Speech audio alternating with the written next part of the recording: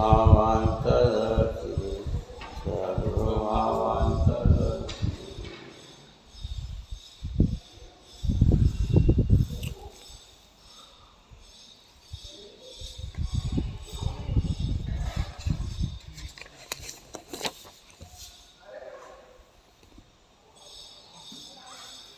अपने 278 पूर्ण हो गई। शिष्य ने जो प्रश्न किया था उसके उत्तर स्वरूप में गाथा थी कि रागादि को बंध का कारण कहा और उन्हें आत्मा से भिन्न कहा।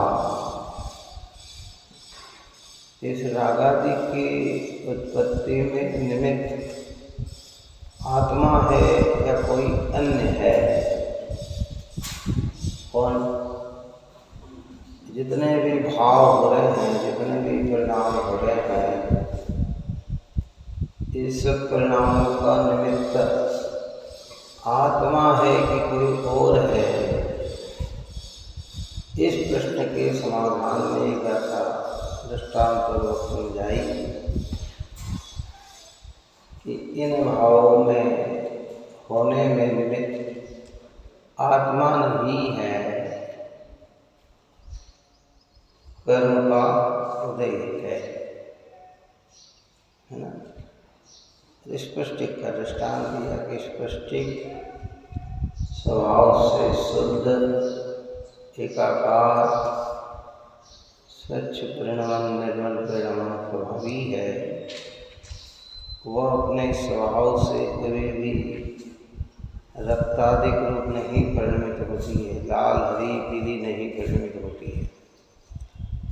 उसमें जितना भी लाल पीलापन दिखता है और संयोग से दिखता है ना। ऐसे कह रहे हैं कि आत्मा तो स्वभाव से शुद्ध चैतन्य मूर्ति है। किसी प्रत्येक आत्मा, जीवात्मा, विश्व की कोई भी आत्मा ऐसी नहीं है कि जिसके स्वभाव में राग द्वेष भरा पड़ा हुआ हो। ये राग द्वेष की परिणति, ये पुण्य पाप के भाव, ये अच्छे बुरे परिणाम, ये हमारा नेचुरल स्वभाव नहीं है। आत्मा तो चैतन्य मूर्ति ही है, लेकिन जब कर्म के संयोग से परिणमता है तो रागादिक रूप दिखाई देता है। तो राग का निमित्त आत्मा नहीं है। कौन? आत्मा में होते हैं, आत्मा उसका निमित्त नहीं है।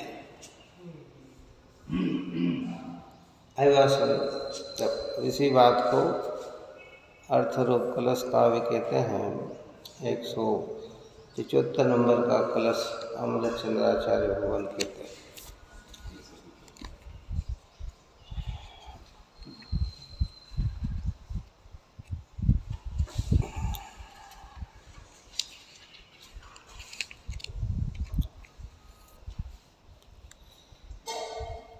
अग्नि रूप न होय सूर्यकांतमणि सूर्यबिन,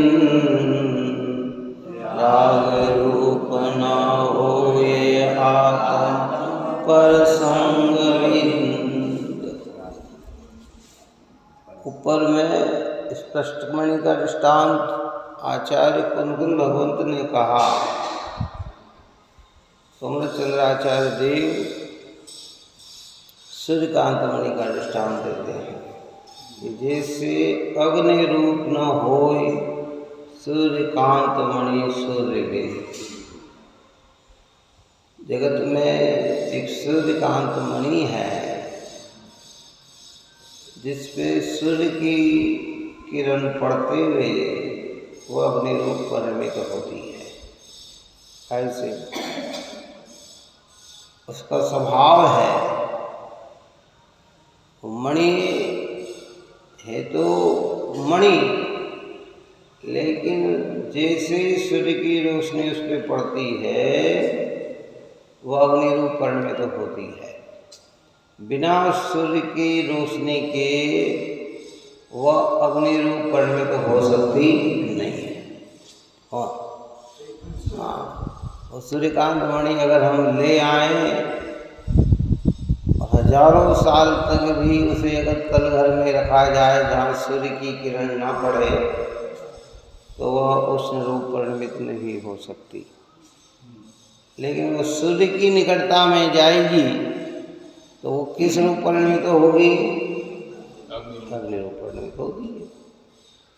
ऐसे कहते राग रूप न होई आत्म पर संग भी। आत्मा जब भी राग रूप परिणमित होता है, राग का अर्थ संपूर्ण कषाय लेना, पन्ने ऊपर में इस विषय में चर्चा कर ली। देखो अन्य ग्रंथों में इतना खुलासा हो या न हो, इस समय सार जी जैसे महान ग्रंथ में ये सारी बात कही कि जहाँ रागादि कहा वहाँ संपूर्ण विकार, जहाँ क्रोध कहा वहाँ संपूर्ण विकार, है ना।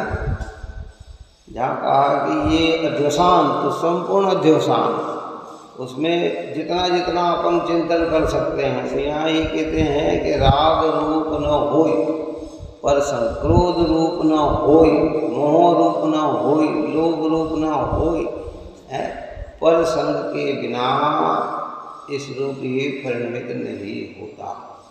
जब अभी यहाँ निमित्त नैमित्तिकता की मुख्यता बता रहे हैं, जब परिणति की स्वतंत्र योग्यता स्वीकार करेंगे तो राग का परिणमन अपनी योग्यता से है, उसमें परद्रव्य निमित्त है, पर परद्रव्य करता नहीं है। क्या समझ में आ गया? करता नहीं है, वो क्या है? वो निमित्त है, बस इतना है। प्रश्न में भी निमित्त की बात पूछी थी कि उसमें रागादि में निमित्त कौन है, आत्मा है कि और कोई अन्य है ना, ये निमित्त की बात पूछी थी। तो ऐसे ही कह रहे हैं कि वो जो सूर्यकांत मणि है, उस पर सूर्य की रोशनी पड़ने से वो क्या होती है? अग्नि रूप होती है। यद्यपि अग्नि रूप स्वयं से परिणमी है सूर्यकांत मणि, तो सूर्य पे आरोप आया है ना। टोटनमल साहब ने जैसे कहा ना, सूर्यमुखी फूल का कहा उसने, उन्होंने क्या कहा कि सूर्यमुखी फूल जिस पे सूर्य की किरणें पड़ने से वो खिल जाता है। क्या क्या क्या क्या क्या हो जाता है? खिल जाता है। तो वो उसका खिलना और सूर्य की रोशनी पड़ना, ऐसा दोनों निमित्त नैमित्तिक संबंध है। सूर्य उसे खिलाता नहीं है, क्यों कि सूर्य अगर उसे खिलाए तो वो उस रूप परिणमे। कर्ता कर्म में तो अपने ऊपर में व्यापक संबंध के बिना कर्ता कर्म नहीं होता। जैसे कुमार ने घड़ा बनाया, अगर हम ऐसा माने जब घड़ा बनता है तो कुमार उपस्थित होता है। अब कुमार ने घड़ा बनाया तो कुमार क्या घड़े रूप परिणमा कि नहीं परिणमा, है ना। तो उसमें कर्ता कर्म संबंध नहीं जुड़ा, उसमें व्यापक संबंध नहीं जुड़ा, उसमें निमित्त नैमित्तिकता आई। क्या आई कि जब जब मिट्टी में घड़े बनने की योग्यता होती है, वहाँ कुमार क्या होता है? उपस्थित होता है। कर्ता कर्म माने तो दोष पैदा हो जाता है, क्योंकि कर्ता कर्म एक द्रव्य में ही होता है, दो द्रव्य में नहीं होता है। ये वस्तु का सिद्धांत है। तो निमित्त नैमित्तिकता में बता रहे हैं कि जब वो सूर्यकांत मणि अग्नि रूप परिणमित होगी तो उसमें सूर्य का बिंब ही निमित्त होगा। ऐसे रागादिक रूप परिणमित जीव होगा तो उसमें परद्रव्य ही निमित्त होंगे। कौन है ना? जिसको युगल जी ने अपनी पूजा में कहा कि मैं रागी देसी हो लेता, जब परिणति होती जड़ केरी है। ये स्वभाव से तो मैं चैतन्य ही हूँ, पर चैतन्य को अनुभव न करते हुए जब परद्रव्य की ओर देखता है तो रागी और देशी हो जाता है। रागी देशी यानी परिणति में राग देश उत्पन्न होते हैं। अपने में रहें तो न राग हो न द्वेष हो, और अपने में न रहें और पड़ जाएंगे तो दो में से एक कार्य तो होगा ही, या तो शुभ भाव होंगे या अशुभ भाव होंगे। यद्यपि वो शुभ शुभ की उत्पत्ति स्वयं की योग्यता से है। बात आई। सूर्य के कारण अगर सूर्यकांत मणि अग्नि रूप पर्ण में, तो सूर्य की रोशनी जिस जिस पे पड़े वो सबको क्या होना चाहिए? अग्नि रूप पर्ण तो होना चाहिए, अगर करता हो तो। पर योग्यता किस में है? सूर्यकांत में है। देखो बहुत अर्थ से योग्यता उस मणि में है, तो सूर्य राग रूप परिणमन की अज्ञान दशा में योग्यता जीव में है, तो परद्रव्य उसमें निमित्त है, पर जाए है ना कि नहीं साहब, आपको जाना इसलिए मुझे गुस्सा आया, आपको जाना इसलिए मुझे राग आया, आप दिखे तो मुझे क्रोध आया, आप दिखे तो मुझे कि नहीं, दिखने से नहीं होता है। दिखने से हो तो सर्वज्ञ भगवान में तो निरंतर ही फिर राग द्वेष होना चाहिए। बात समझ में आई किसी? दिखने से हुआ, कथन ऐसे ही किया जाएगा कि आपको देखने से, आपके आने से आज तो मन प्रसन्न हो गया, आप आ गए तो आज मेरे भाव में बहुत अच्छाई आ गई। अरे वो आए ने मेरा दिमाग खराब कर दिया उन्होंने, क्या उनको देखते ही मुझे गुस्सा आ जाता है कि भैया ये सब कथन निमित्त नैमित्तिकता के हैं। जिस व्यक्ति को देखते ही दिमाग खराब हुआ ना, उसको पहले तो देखते ही प्रसन्न हुआ होगा, इसके बाद तुझे देखते ही दिमाग खराब हुआ होगा।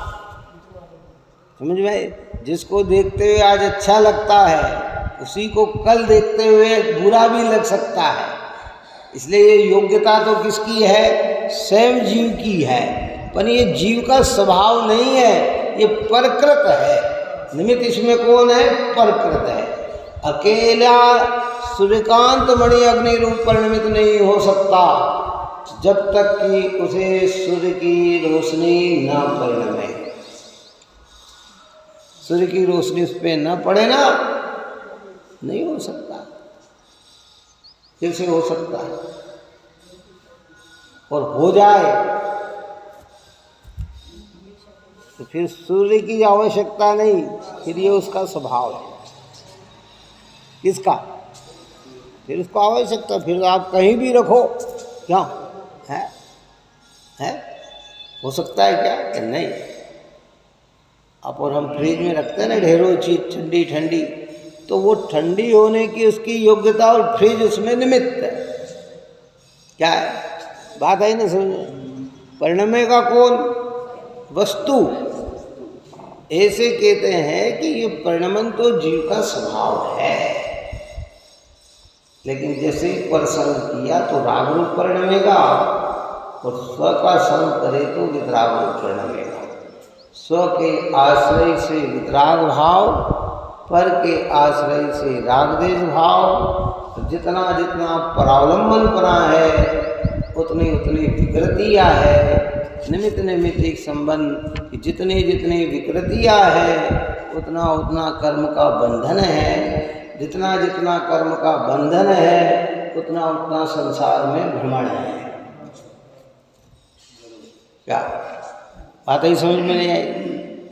और जितना जितना स्व का संग है, स्वाश्रयी है, उतना उतना रागद्वेष कम है।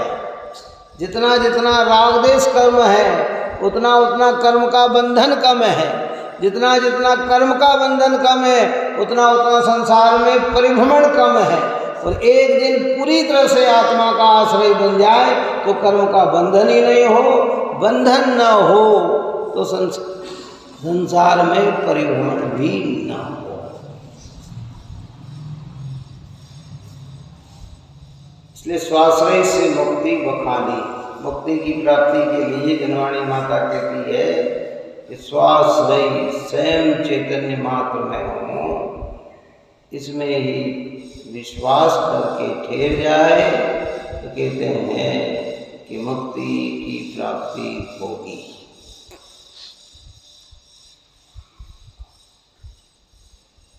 इसलिए कौन निमित्त रागाधिक का? परसंग, स्वभाव से राग उत्पन्न होने की योग्यता नहीं है। क्यों? स्पष्टिक का दृष्टांत, स्पष्टिक तो स्वभाव से शुद्ध एकाकार है, सच है, परिणमन उसका स्वभाव है।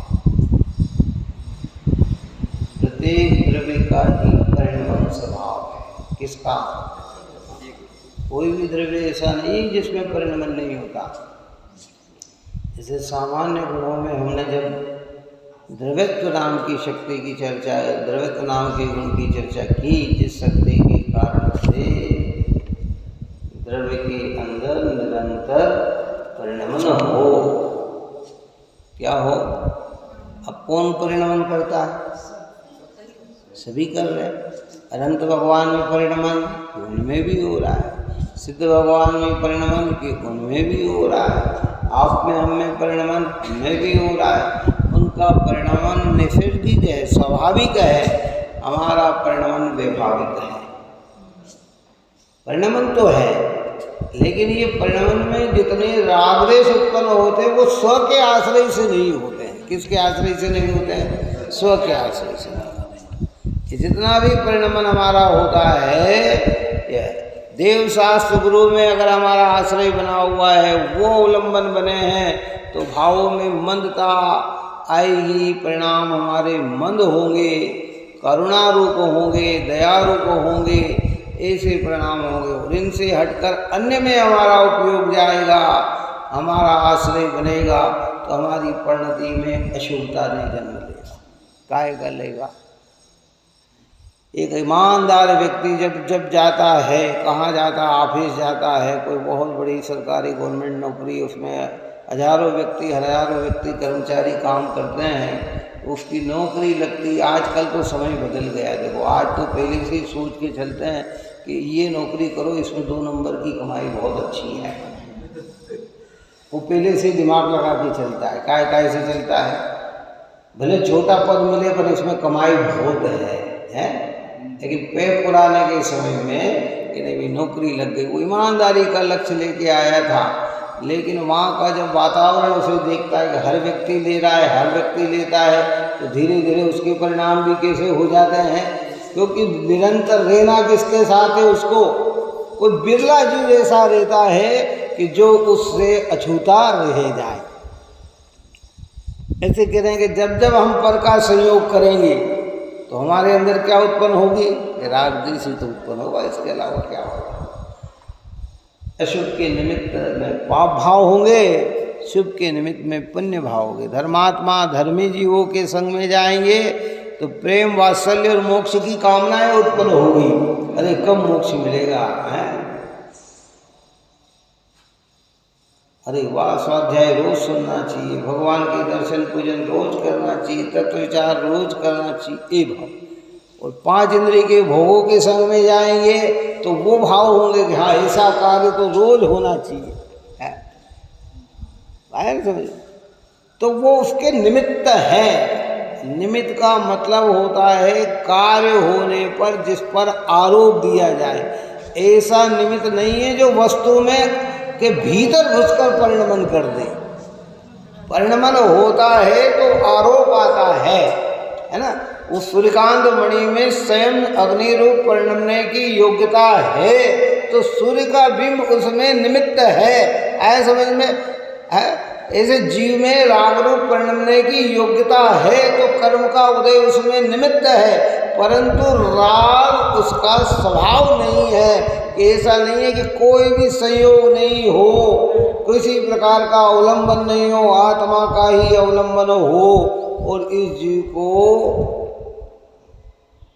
राग द्वेष उत्पन्न हो जाए। अगर ऐसा हो तो फिर सिद्ध भगवान की दशा में भी ये बात आएगी, जिसकी चर्चा अपन ने कल की थी।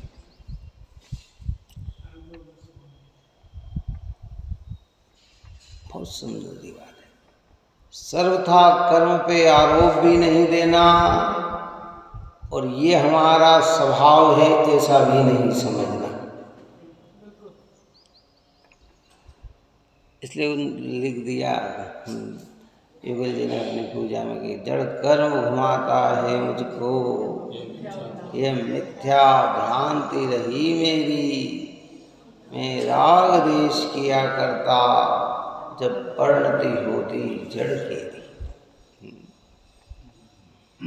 एक कहता कर्म के ही माथे मर रहा है कि कर्म नहीं मुझे घुमा रहा, कर्म मुझे ऐसा कर रहा, कर्म मुझे ऐसा कर रहा, कर्म, कि भाई कर्म कुछ नहीं करता। जब तेरी परिणति जड़ की ओर होती है तो राग देश होता है। वही परिणति अगर चैतन्य की ओर होती है तो राग देश का अभाव होता है। काय का अभाव होता है? जब परिणति अपनी ओर होती है तो राग देश का अभाव। अब अगर मोक्ष मार्ग और संसार मार्ग को सरल शब्दों में समझना है तो बस इतना ही समझना है कि जो आश्रय अपना है वो मुक्ति का मार्ग है, और जो आश्रय पराया है वो संसार का मार्ग है।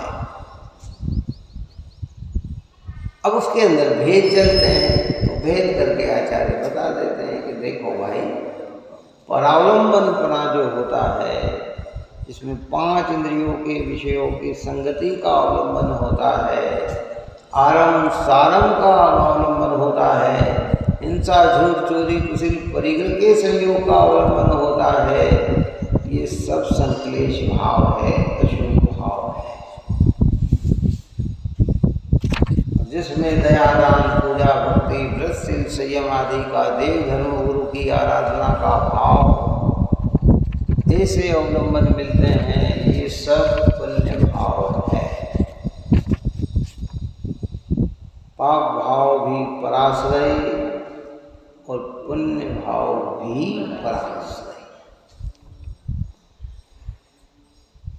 और जो पराश्रय वृत्ति है वो क्या है? वो बल स्वरूप है, अध्यसान है। इसलिए बिल्कुल धैर्यता से निर्णय कर लें आप हम कि नहीं, स्वभाव से मैं शुद्ध हूँ। मैंने उस रोज दृष्टांत दिया था, कई लोग कहते हैं ना कि जब आत्मा, अरे भाई एक दृष्टि ऐसी भी पवित्र पड़ी हुई है, एक नई ऐसा भी देखता है कि आत्मा अनादि से स्वभाव से तो शुद्ध ही है। क्या है? शुद्ध ही है। पर अनादि से इसने शुद्धता का अवलंबन नहीं लिया तो जितनी अशुद्धता है ना, जितना विकार है ना, वो परिणति में ही है, स्वभाव में नहीं है किसी के विकार। मैंने एक सूत्र दिया था ना पहले, दोष पर्याय में है, तुझमें कोई विकार नहीं, और द्रव्य की दृष्टि हो तो फिर कभी संसार नहीं है। ये जितना भी राग देश पुण्य पाप अच्छे बुरे जितने भी हमारे 5 इंद्रिय आदि, ये सारे भाव, व्रतादि के भाव भी पर में और भोगादि के भाव भी पर में, पर मतलब पर के अवलंबन से। और स्वावलंबन से क्या भाव आएगा? स्वावलंबन से तो वितराग भाव, जिसमें न राग होगा न द्वेष होगा। अज्ञानी पराश्रय में पाप भाव छोड़कर पुण्य भाव में रत रहता हुआ है, उसको खाली भ्रमता ये आ जाती है कि वो इसी को शुद्धता का कारण मानकर श्वास ही नहीं लेता है। बस ये उसकी भूल है। पाप को छोड़कर पुण्य में आया, ये तो विवेक का कार्य किया, काय का, लेकिन वह विवेक ज्ञान नाम तब पा जाता है कि जब वो उसी में रत रहकर अपने स्वरूप की ओर जागृत नहीं होता है। तो कहते ये भी क्या है? ये भी अज्ञान है। तो कहते पहले निर्णय करो इसका, पुण्य भाव पाप भाव का निर्णय करो। इसलिए ऊपर पुण्य पाप अधिकार में इसमें न कारक कारण भेद है ना, हेतु भेद नहीं, स्वाश्रय आश्रय भेद नहीं, फल भेद नहीं, अनुभाग भेद के कुछ, ये दोनों कैसे हैं? एक। पुण्य भी परावलंब वृत्ति और पाप भी परावलंब वृत्ति। पुण्य के अंदर भी 5 इंद्रियों और मन की आवश्यकता, और पाप के अंदर भी 5 इंद्रियों और मन की आवश्यकता आएगी। बोलो, ये इसी से पुण्य, इसी से पाप। और धर्म के अंदर 5 इंद्रिय मन की आवश्यकता नहीं, इसमें तो उपयोग उससे खींचकर अंदर में जाए तो धर्म की उपलब्धि होती है। फिर शांति कौन निमित्त बनता है तो दृष्टांत देके समझा दिया। देखिए अपन पढ़ते हैं कलश श्लोकार्थ। सूर्यकांत मणि की भांति जैसे सूर्यकांत मणि स्वतः ही अग्नि रूप परिणमित नहीं होता, उसके अग्नि रूप परिणमन में सूर्य बिंब निमित्त है, उसी प्रकार आत्मा अपने को रागादि का निमित्त कभी भी नहीं होता, उसके निमित्त पर संग ही है। ऐसा वस्तु का स्वभाव प्रकाशमान है, सदैव वस्तु का ऐसा ही स्वभाव है, इसे किसी ने बनाया नहीं है। क्योंकि बनाया जाए तो ये कृत्रिम हो जाए, जो कृत्रिम होता है वो मिट भी सकता है, अकृत्रिम चीज कभी मिटती नहीं। ऐसा वस्तु का स्वभाव है, कब से है? अनादि से। अब इसमें कोई तर्क लगाने की आवश्यकता नहीं है। सूर्यकांत मणि जब जब अग्नि रूप परिणमित होगी, सूर्य का बिंब ही उसमें, इसलिए उसका नाम ही दिया सूर्यकांत मणि। एक मणि और सूर्यकांत आगे लग गया, मतलब सूर्य की कांति जब उस पर पड़ेगी, क्रांति यानी प्रकाश आभा जब उस पर पड़ेगी तो अग्नि रूप परिणमित होगा। बात ही समझ में नहीं है। हमारे यहाँ कांच अनेक प्रकार के होते हैं, बिलोरी कांच भी होता है। कौन सा? तो कहते हैं ना कि सूर्य की किरणें उस पर पड़े वो केंद्रित हो जाती है और नीचे लकड़ी को भी जला देती है। अब दूसरे कांच में ऐसी योग्यता नहीं है। ऐसी योग्यता किसमें है? ये उसमें ही है, ये उसमें है, ये उसमें योग्यता है, दूसरे में नहीं है। बहुत सारी चीजें होती है।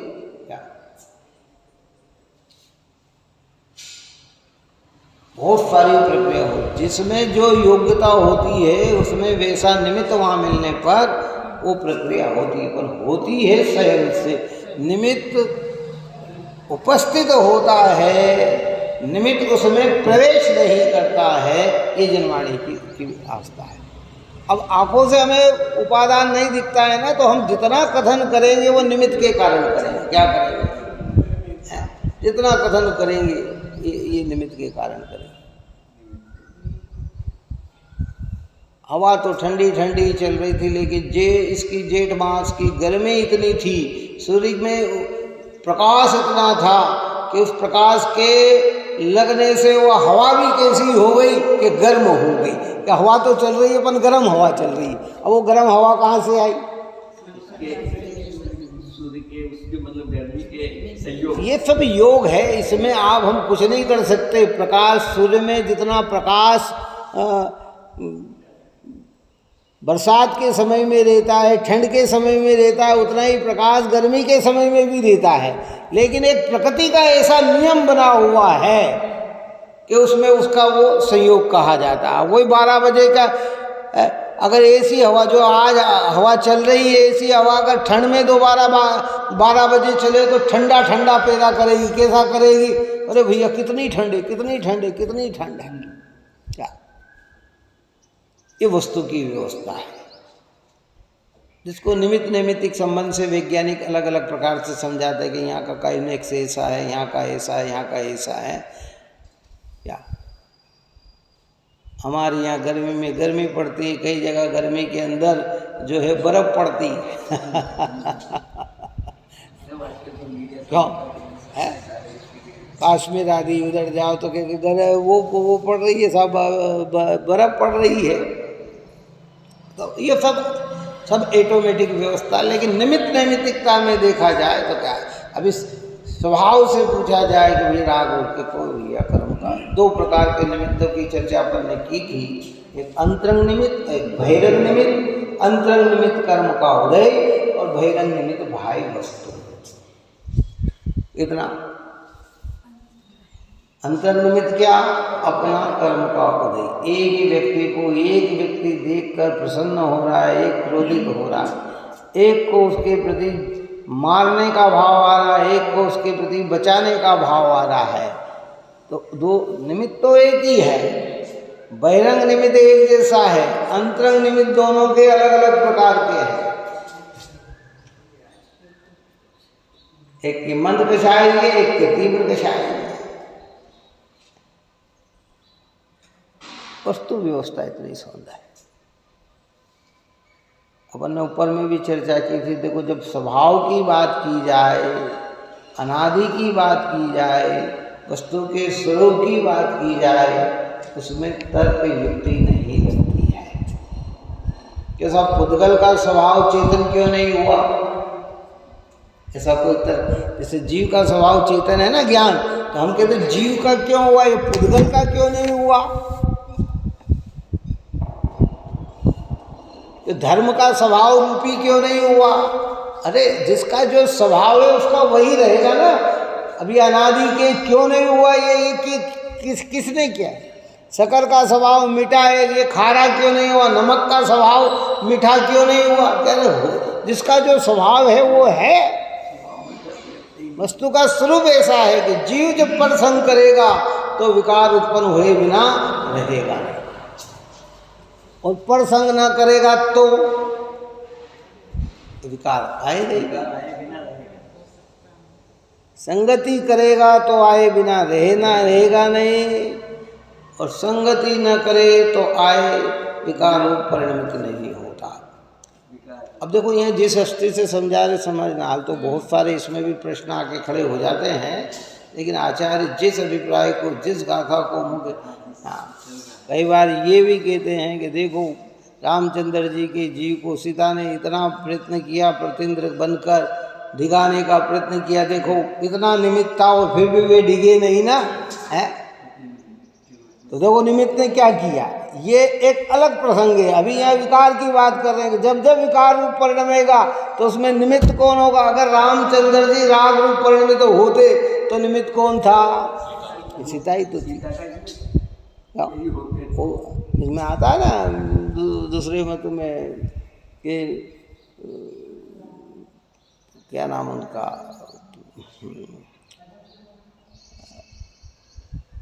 ये इनके आचार्य, कि वो उनकी तपस्या को भंग किया मेनका, विश्वामित्र की है, विश्वामित्र की है।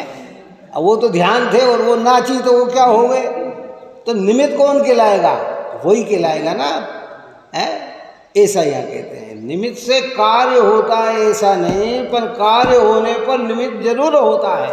कौन होता है, ऐसा नहीं है कि कार्य हो गया कि ऐसे ही हो गए, हवा में हो गए, आकाश में फूल खिल गया कि ऐसे नहीं खिलेगा। कर्ता मानने में दोष है अन्य को, लेकिन होता है तो निमित्त अवश्य होता है। इसलिए कई निमित्त की मुख्यता से चर्चा करते हैं, वो समझाने के लिए करते हैं। अज्ञानी को क्या भ्रम हो गया कि निमित्त को ही कर्ता मान लिया तो कर्तृत्व का भाव जुड़ गया। काय का जुड़ गया। तो यहाँ कहते नहीं भाई, तेरी पावरता को संभाल। हरी बात समझ में नहीं। जैसे आपने एक उदाहरण दिया, मेनका वाला, जैसे सूरज सनसेट को भी निमित्त हुआ था, क्यों नहीं डीगे। सीता को इतना प्रलोभन दिया, क्यों नहीं डिगी। रैन मंजूषा को दिया गया, क्यों नहीं डिगी, है। ये नहीं है, लेकिन जितने डिगे हैं तो काय से डिगते हैं, ऐसे निमित्तों से डिगते हैं।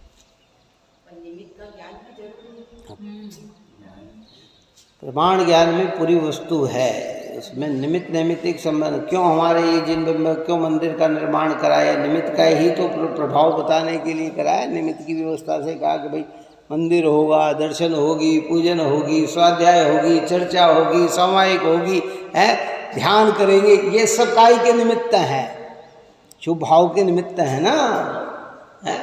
इसे स्वाध्याय क्यों बताई कि शुभ भाव के साथ साथ तत्व विचार के निमित्त बनते हैं।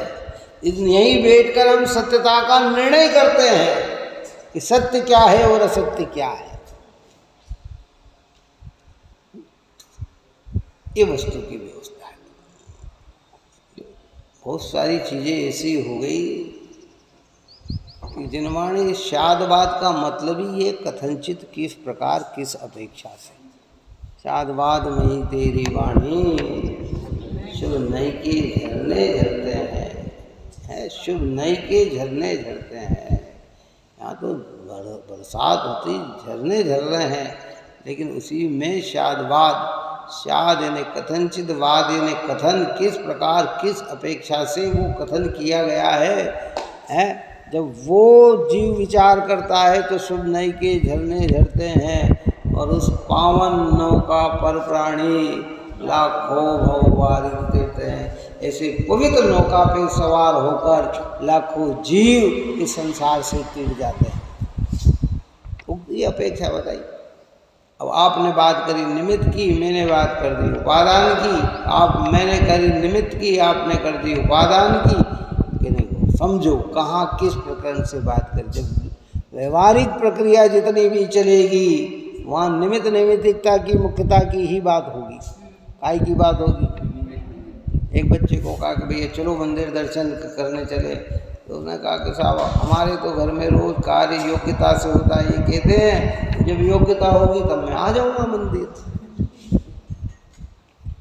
बात तो सत्य है, तुझे जिन वचन पे बराबर भरोसा है, कितना तेरी बात कहीं गलत नहीं है, तेरी योग्यता होगी तभी कार्य होगा। ये 100% सत्य, तेरा विश्वास प्रशंसनीय है, तारीफ़े लायक है, लेकिन खाली जिन मंदिर में ये विश्वास मत रखना, हर जगह योग्यता लगाना। क्यों? बोलो लगाना। किसी ने कहा कि इंदौर चलना है, तुम यही रहना, हम इंदौर। कि नहीं मैं तो जाऊंगा। कि फिर तुम वहाँ बुद्धिपूर्वक जाऊंगा, वहाँ कह रहे कि मेरी योग्यता में होगी तो चला जाऊंगा।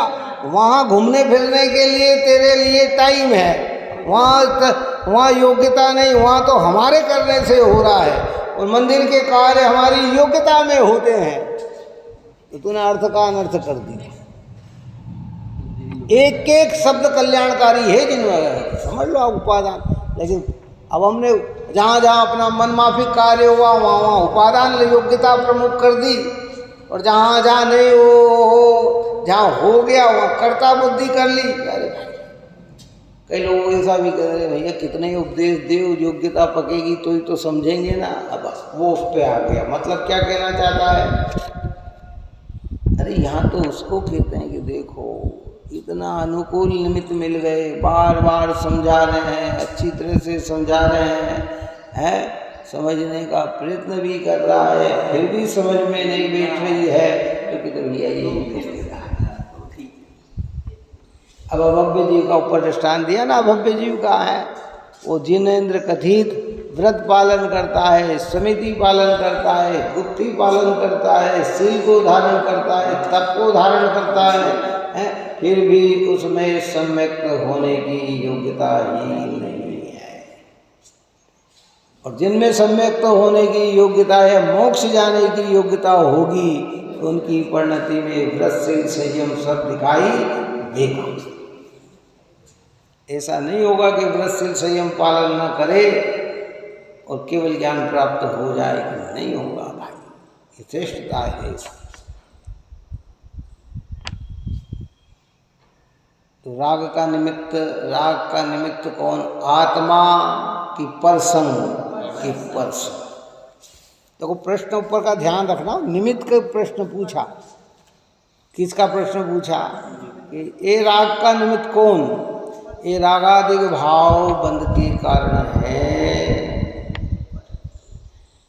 और ये रागादिक भाव जब आत्मा से भिन्न है तो फिर इन राग की उत्पत्ति में निमित्त कौन? आत्मा या अन्य? ये प्रश्न था। उस प्रश्न के समाधान में इतनी चर्चा है। उसके प्रश्न के समाधान में चर्चा। तो आचार्य कहते हैं स्पष्ट मुनि का दृष्टांत दिया, सूर्यकांत मुनि का दृष्टांत देकर कहते कि नहीं भाई इसमें निमित्त कौन? कि आत्मा निमित्त नहीं। कल संतु ने जो प्रश्न किया था, अगर आत्मा ही निमित्त माने तो फिर प्रश्न वो आ जाएगा कि अगर आत्मा निमित्त माने तो सिद्ध भगवान को भी फिर रागादिक होना चाहिए। अगर परद्रव्य के अवलंबन बिना रागादिक हो तो सिद्ध को भी रागादिक होना चाहिए।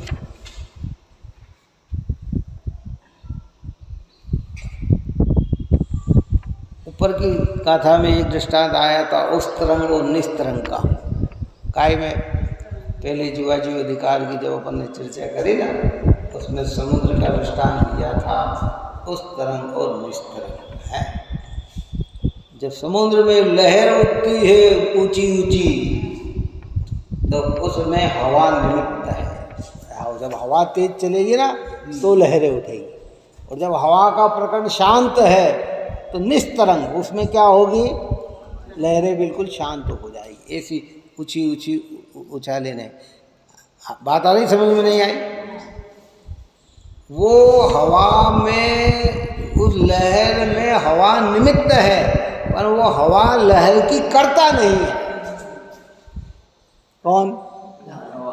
क्योंकि हवा लहर रूप नहीं परिणमती। लहर रूप कौन परिणमता है? पानी ही परिणमता है, और वो पानी कहाँ है? समुद्र में है। अगर यही हवा दूसरी जगह रहे और जब पानी नहीं है तो वहाँ क्या उस तरंग और क्या निस्तरंग?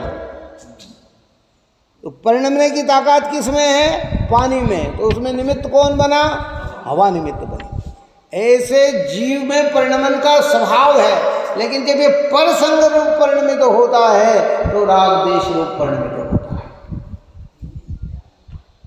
ये राग देश पुण्य पाप, और जिसमें खोटी संगति में परिणमेगा तो पाप रूप परिणमेगा, और अच्छी संगति में परिणमेगा तो पुण्य रूप परिणमित होगा। जैनियों के संस्कार क्यों कहते हैं जैनी हरि स्वभाव से ही करुणावान? क्योंकि यहाँ घर के अंदर आजकल तो आप और हमारे मकान अलग अलग टाइप के बन गए पूरा, और उसमें भी जीव पैदा हो जाते। पुराने समय में तो ये थे ना, कीड़े मकोड़े ये वो सब दिखते ही रहते थे। तो वो कहते अरे भाई ये जीव, उसको बचाना, मारना नहीं, मारना नहीं, मारना। तो उसके संस्कार में क्या पड़ गया बच्चे के संस्कार में? कारुण्य भाव। जो चींटी को मारने का भाव नहीं करता, वो अन्य को मारने का भाव तो कैसे कर सकता? तो उसके जीवन में अहिंसा प्रारंभ हो गई, पुण्य चल रहा है। सुबह बालपने से मंदिर के दर्शन करने लाया जाता, छोटे पने से चलो, तो वो जब भगवान को देखता, छोटी बुद्धि में उसे प्रसन्न आते, तो उसके हृदय में चित्त में प्रसन्नता होती, तो दर्शन के लिए लालायित हो जाता, चलो चलो चलो। उसको ये है। आज हम बच्चों के सामने जय जिनेन बोलते हैं तो बच्चे के मुख से भी क्या निकलेगा? जय जिनेन निकलेगा। और अगर किसी बच्चे के सामने दूसरा बोलना चालू कर दो तो उनके मुख से क्या निकलेगा? वही निकलेगा, जिसकी संगति में जाएगा। अभी आया ना कितना बड़ा दृष्टांत आया कि जैनी का बच्चा, एक ऐसा भी आया नमाज पढ़ने के लिए वहाँ उनकी दरगाह पे जाता है, उसकी जगह क्यों काय से सीख गया ये? दोस्तों की संगति से। फिर उसका ये कर दिया, धीरे धीरे जाने लगा, और भाईना बना बना के घर से निकल जाता है। पिताजी ने देखा, गौर किया, और तो पकड़ में आया कि अरे ये तो काम वहाँ जा रहा है। जैसी संगति, हमारे यहाँ का व्यवहार से कहते हैं कि भाई जैसी संगति करता वैसे। कोई छोटी सी उम्र में बच्चा गाली दे रहा है ना, तो उसको गाली कोई माँ के पेट से सीख के नहीं आया, वो वातावरण से, उसके पिताजी, उसके भाई, उसके बंधु बात बात में गाली दे रहे हैं, तो वो भी गाली देना चालू करे। वो बात ही ऐसी करता है, गाली से ही बात करता है। और पिताजी हंस रहे हैं, वो गाली दे रहा, पिताजी हंस रहे हैं, तो उसका और पावर बढ़ गया। अब वो बात कैसे, अब वो किसी से भी बात करेगा तो गाली से ही बात करेगा।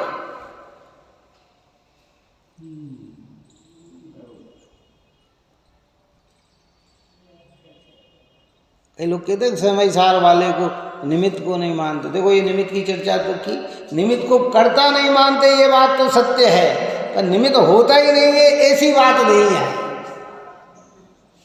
अब समय सार पढ़ते नहीं है, पूरा पढ़ते नहीं है, जीव को अरे अरे साहब ये तो सब निमित्त को उड़ाते हैं, फलाने को उड़ाते हैं। अरे कौन उड़ाता है, किसको उड़ाता है भाई? जिन बच्चे जो भगवान, ये देखो कितनी उत्कृष्ट बात लिखी है यहाँ पे कि भाई ऐसा वस्तु का स्वभाव प्रकाशमान है, सदैव वस्तु का ऐसा ही स्वभाव। इसे किसने बनाया है? किसी ने बनाया नहीं है, ये तो स्वभाव है। अब स्वभाव के विरुद्ध में जाके कौन खड़ा होगा? किसकी ताकत है? पर कर्ता मानते हैं तो वहां फिर अब जीव में परिणम, अगर मान लो सिद्ध भगवान में अशुद्ध परिणमने की शक्ति नहीं है, अब उनके सामने कितने ही भाई रंग निमित्त दिख रहे हैं तो भी वो राग रूप नहीं परिणमे, क्योंकि ये उनका स्वभाव है।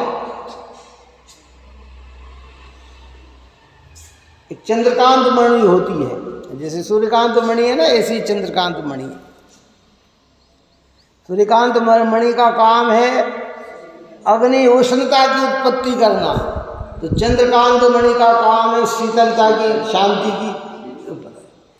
वो मणि में जैसे ही चंद्रमा की रोशनी उस पर पड़ती है वो एकदम शीतल शांत रूप परिणमित हो जाती है। कैसी परिणमित? बड़े बड़े महलों में पहले लगाई जाती थी, ऐसी जगह लगाई जाती कि जहाँ चंद्रमा की रोशनी उसमें पड़े, गर्मी के दिन में पड़े तो कमरा एयर कंडीशन हो जाए, वातावरण बिल्कुल ठंडा ठंडा ठंडा ठंडे हो जाए है। और उष्णता की लग जाती थी तो गर्मी गर्मी गर्मी। ये तो आज वैज्ञानिकों ने हीटर बना दिए, कूलर बना दिए, एसी बना दिए, वो नए नए साधन बहुत सारे आके तैयार कर दिए। तो भाई उस समय ये प्रकृति का नियम यही था, वो और क्या था, ऐसा थोड़ी था। प्रयत्न तो उस समय के लोगों ने भी कुछ न कुछ किया होगा ना। तो संसार तो अनादि से चल रहा है, व्यवस्था तो अनादि से ही है ना, सब अपनी अपनी प्रसंगता में सब हुए होंगे हैं। तो क्यों हुआ है, ये उसका स्वभाव है। वो शीतलता प्रदान कर दी है। इस जैसे सूर्यमुखी फूल सूर्य की रोशनी से खिलता है, ऐसे कमोदनी का फूल, कमल का फूल चंद्रमा की रोशनी से खिलता है। जल में बसे कमोदनी, चंदा बसे आकाश, ज्योता का भाव है तो ताही के पास है। तो वो उसका कार्य है। उस चंद्रमा की रोशनी जैसे कमल के वो भी खिलने लग जाता है, शीतलता प्रदान। अभी सब काय की चर्चा है, खिल जाए ये जरूरी नहीं है। हजारों सूर्यमुखी फूल में एक फूल ऐसा भी होगा कि जो सूर्य की रोशनी पड़ने पर भी नहीं खिलता है। इसलिए कर्तृत्व का निषेध, निमित्त नैमित्तिकता का तो है, कर्तृत्व का निषेध है। काय का निषेध है? हाँ, उस सरलता से इस बात को समझो आप। ये बात है ना, हृदय को प्रमोदित करने वाली है। जहाँ जहाँ रागादिक को कारण कर्म का उदय कहा जाता है वहाँ निमित्त नैमित्तिक संबंध है। एक अज्ञानी व्यक्ति ने कहा कि अब मैं तो कुछ कर नहीं सकता, सब कर्म ही कराता है, कर्म ही कराता है, कर्म ही कराता है, और वो अपना पुरुषार्थ नहीं करता है। तो उस मान्यता को भी मिथ्यात्व कह दिया कि ये तेरी मिथ्यात्व है। जो भी अपन ने पूजा की लाइन में बोला कि जड़ कर्म घुमाता है मुझको, ये मिथ्या भ्रांति रही है।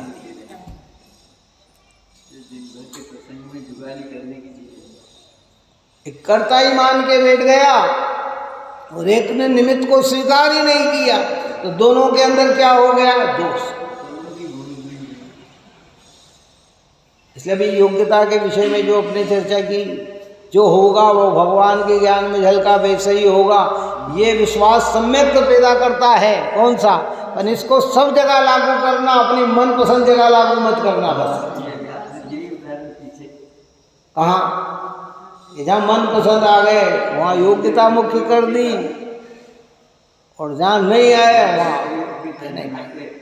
तो पुरुषार्थ करते हुए भी कार्य कर रहा है तो भी योग्यता ही समझना कि होना है तो होगा ही, और न होना है तो ना है। और जब हो गया तो एकदम देखो मैंने इतना किया और हो गया, तो फिर इसका मतलब तेरे अंदर कर्तव्य का भाव आ गया। लागू वही करना है, घबराने की जरूरत नहीं है। ऐसी अद्भुत चीज इस पवित्र जनवाणी माता में छिपी पड़ी हुई है। क्या? हाँ, हमारी परिणति में, निर्मलता में कोई कारण बनेगा तो वह देव शास्त्र और गुरु ही बनेंगे। हाँ, यह लख निज दुर्गद हरण काज, तुम ही निमित्त कारण इलाज। ये पक्का निर्णय करके बैठना कि मेरे दुख को हरण करने में अगर कोई निमित्त बनेंगे तो वो देव शास्त्र गुरु ही होंगे, भगवान ही होंगे, सच्चे देव अरिहंत सिद्ध ही होंगे, निर्ग्रंथ आचार्य उपाध्याय साधु ही होगी, और उनके मुख से निकली हुई अमृतमय वाणी ही होगी। दूसरा कोई निमित्त नहीं बनेगा। अब सूर्यकांत मणि को चंद्रकांत के सामने लाके रख दिया जाए तो कितनी रोशनी चंद्रकांत की पड़े, उस पर चंद्रमा की पड़े कि वो अग्नि बन जाएगी? बन सकती है? नहीं बन सकती है। और चंद्रकांत मणि पे कितने सूर्य की रोशनी पड़े कि वो अग्नि रूप परिणमित हो जाएगा कि वो भी नहीं, शीतल रूप परिणमित हो जाएगा कि वो भी नहीं हो सकता। इसलिए जो पक्का निमित्त कौन? आत्म कल्याण में अगर कोई निमित्त बनेंगे, हाँ, देव शास्त्र गुरु के साथ आगे एक शब्द और लगा है, सच्चे देव शास्त्र और गुरु। देव शास्त्र गुरु तो अन्य मत में भी है, बात समझ में आए? जैसे वो दृष्टांत दिया था ना, दर्शन ज्ञान चारित्राणी मोक्ष मार्ग है ना, तो कुंदाचार्य ने उसके आगे सम्यक शब्द का प्रयोग कर दिया कि दर्शन ज्ञान चारित्र तो सबके पास है, लेकिन सम्यक दर्शन ज्ञान चारित्र ही मोक्ष का मार्ग है। इसलिए देव शास्त्र गुरु ही कल्याण बनेंगे, ये तो बात पक्की है। लेकिन इसके आगे क्या? सच्चे। और जब सच्चे की बात करेंगे तो देव कैसे हो जाएंगे? 18 दोष रहित होंगे, राग देश रहित होंगे, जन्म जरा मृत्यु जिनके नहीं है, सुधा प्रसादी दोष जिनके नहीं है, राग देश कामादिक जिनके नहीं है, ऐसे ही हमारे कल्याण में निमित्त बनेंगे। जब गुरु की बात करेंगे तो वो निरारंभो परिग्रह ज्ञान ध्यान तप में रहने वाले हैं, जिनको 5 इंद्रिय के विषयों की चाह नहीं है, ऐसे गुरु बनेंगे। और जब जिनवाणी की बात करेंगे तो शादवास से युक्त जो वाणी है वही हमारे कल्याण में निमित्त बनेंगे। एकांत पक्ष हमारे लिए कल्याण में निमित्त नहीं बनेगा। सब समझदार से मैं तो कह रहा हूँ कि विपक्ष जितने भी मित्र पक्ष हैं, जितने भी अध्यात्म मूर्ति गुरुदेव का निषेध करने वाले, उनने कभी भी खोल के पूरा स्वाध्याय समय सार का किया ही नहीं है। और किया भी है तो खाली मूल गाथा पढ़ लिए, उसकी गहराई में कभी गए नहीं है कि भाई इसमें क्या गहराई पड़ी। और हमको भी इतना सरल बन जाना चाहिए, सहज स्वाभाविक दृष्टि बनाते निमित्त को। अरे कौन लोगों ने एक अंतिम बात की पूर्ण करता हूँ, लोगों ने एक ऐसा हवा बना दिया, चारों तरफ का वातावरण बना दिया ऐसा, ये तो निमित्त को नहीं मानते, ये तो निमित्त को नहीं मानता। अरे किसने कहा कि निमित्त को नहीं मानते भाई? ये शिविर लग रहे हैं क्यों? निमित्त के लिए लग रहे हैं क्यों? काय के लिए लगा रहे हैं शिविर? हुई क्या गुरुदेव श्री के समय में 2-2 महीने के शिविर लगते थे वहाँ, तो काय के लिए लगाते थे?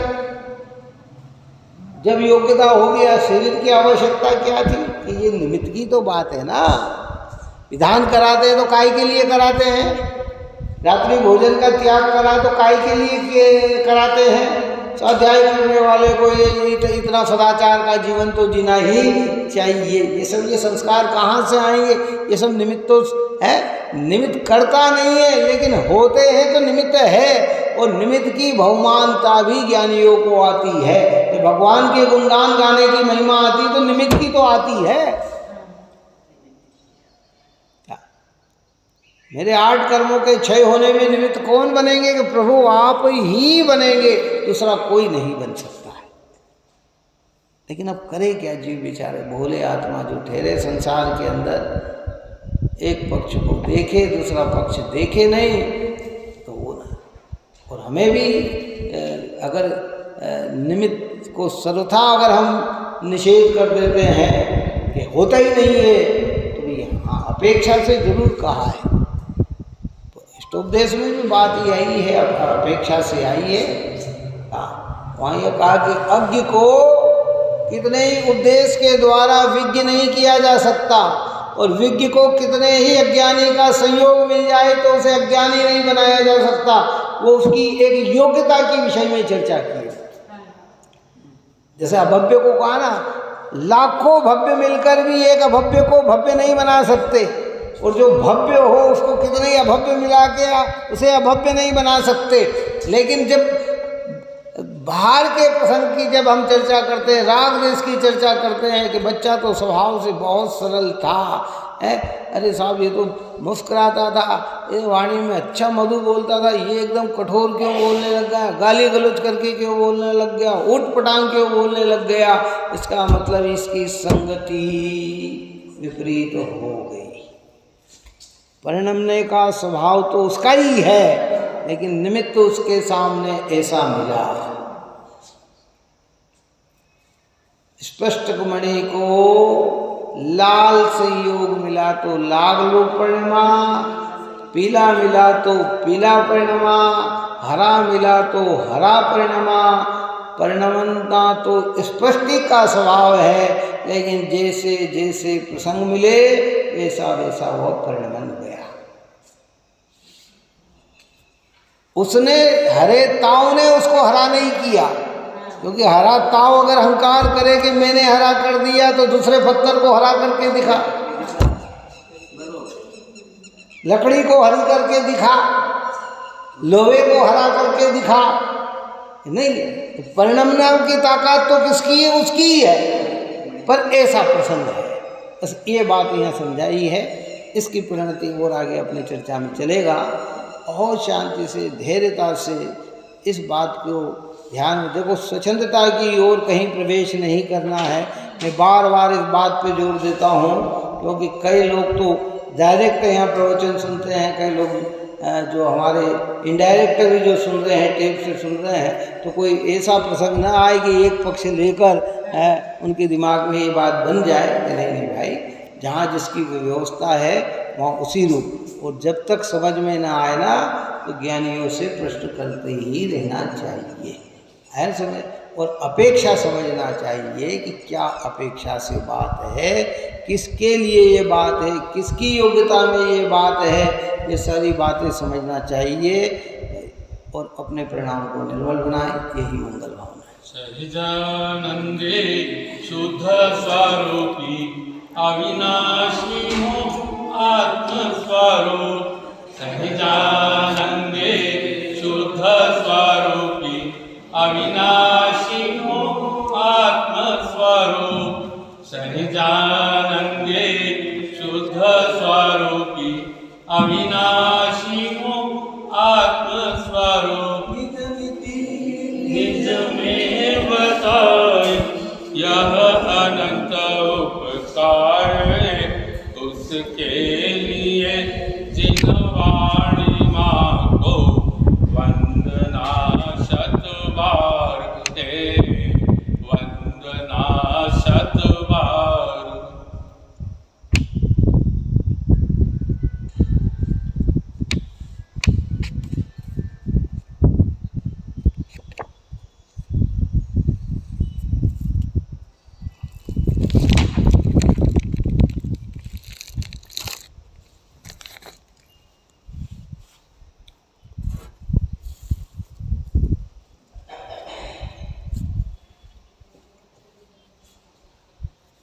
वाणी के ज्ञान से सूझे लोकालोक, सुवर्णी